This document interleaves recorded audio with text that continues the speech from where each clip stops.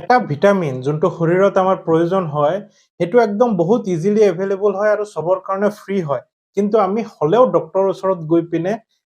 কলমেদি লিখাই পিনে আমি কিনি খাওঁ আৰু আজিকালি ডক্টৰে বহুতে প্ৰেছক্ৰাইব কৰা হৈছে জানেনে সেইটো ভিটামিন কি হয় এইখিনিতে যদি আপোনালোকে জানে আপোনালোকে কমেন্ট কৰি জনাওকচোন তাৰ পিছত ভিডিঅ'খিনি চাব তো কমেন্ট কৰিলে নে তো বলক ষ্টাৰ্ট কৰো যে এটা ভিটামিন যোনটো নেকি সবতকে ফ্ৰীলি এভেইলেবল হয় আৰু সবৰ কাৰণে এভেইলেবল হয় উইথ মানে একেবাৰে ফ্ৰী কিন্তু হলেও আমি কিয় কিনি খাওঁ সেই ভিটামিনটো কি জানে না সেইটো হল ভিটামিন ডি বহুতে কয় যে ৰদৰ পোহৰৰ পৰা মানে ৰদৰ ৰশ্মিৰ পৰা আমি ভিটামিন ডি পাওঁ একচুয়ালি নহয় ৰদৰ পোহৰে আমাৰ শৰীৰত যেতিয়া পৰে তাত অলৰেডি প্ৰিকাৰসৰ হিচাপে ভিটামিন ডি হিচাপে থাকে শৰীৰত এটো এক্টিভেট কৰিবলৈ আমাৰ ৰদৰ পোহৰ বা সানলাইট লাগে আৰু এটো মানে সবতকে ফ্ৰী ভিটামিন হয় আৰু এটো আমি সবে পাব পাৰি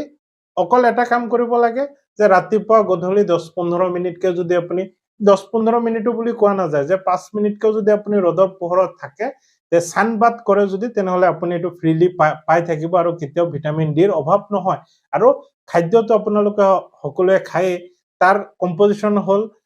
কোলেস্টেৰল তো ফ্যাটস আমার কারো অভাব নাই ফ্যাটি লিভার হয়ে আছে করবাত একদম ওজন বাড়ি আছে আমার হার্টের প্রবলেম হয়েছে তো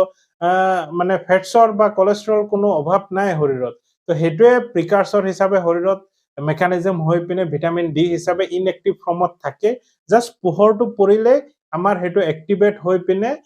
ভিটামিন ডি এক্টিভেটেড হৈ পিনে যোনটো কামত লাগতিয়াল হয় হেতু হিসাবে কনভার্ট হৈ যায় কিন্তু আমি কেতিয়াও এই ফ্ৰীটো ফ্ৰীলি নলও মানে আমাৰ কি লাগে আমি কিনি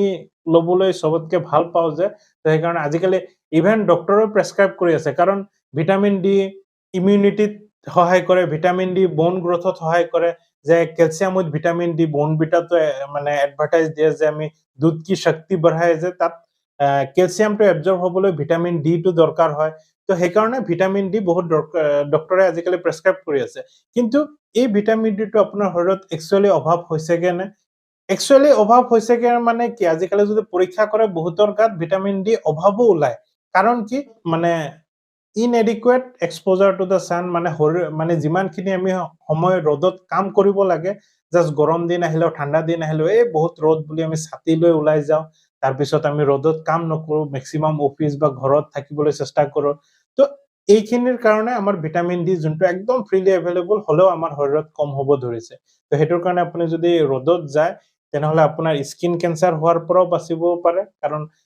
যাৰ স্কিন অকনমান ডাৰ্ক কালাৰ থাকে হিয়তৰ স্কিন ক্যান্সাৰ হোৱাৰ চান্সেসটো অলপ কম থাকে প্লাস ভিটামিন ডি টো ফ্ৰীকে পাব তো অনুৰোধ সকলোকে যে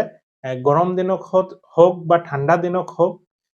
ৰাতিপুৱা বা গধূলি অকনমান ৰাতিপুৱা বেস্ট হয় ৰাতিপুৱা গধূলি আপুনি যদি অকনমান সানবাত কৰে বা ৰদত অকনমান কাম কৰে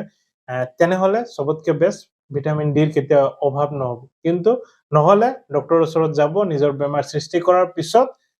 ডক্টৰৰ পৰা সেই সেম ফ্ৰী ভিটামিনটো কিনি খাব লগা হ'ব কিন্তু খালে যে আপুনি এক্সাক্ট নেচাৰেলটোৰ নিচিনা পাব তেনেকুৱা নহয় কেতিয়াবা ভিটামিন ডি বেছি হৈ যাব পাৰে কমো হৈ যাব পাৰে কাৰণ ভগৱানে বনোৱাটো পাৰফেক্ট হয় মানুহে বনোৱাটো কেতিয়াও পাৰফেক্ট নহয় তো বেটাৰ নেচাৰেলি আপোনাৰ শৰীৰ সুস্থ কৰি ৰাখক আপোনাৰ ইমিউনিটি আপোনাৰ হাতত অকল ৰদত যাব লাগে সুস্থ হবল ভাল খাব লাগে এইখিনি আছে কিন্তু যদি নিজে বেমাৰ সৃষ্টি কৰে তেনেহলে হেতুৰ পৰিণতিটো বেয়া হয় তো এৱেৰ কৰক যে সবেই ৰদত কিবা নহয় কিবা অকনমান হলেও কাম 10-15 মিনিটৰ কাৰণে কাম সদায় ৰেগুলাৰলি কৰক তেনে ভিটামিন ডিৰ কেতিয়া অভাৱ নহব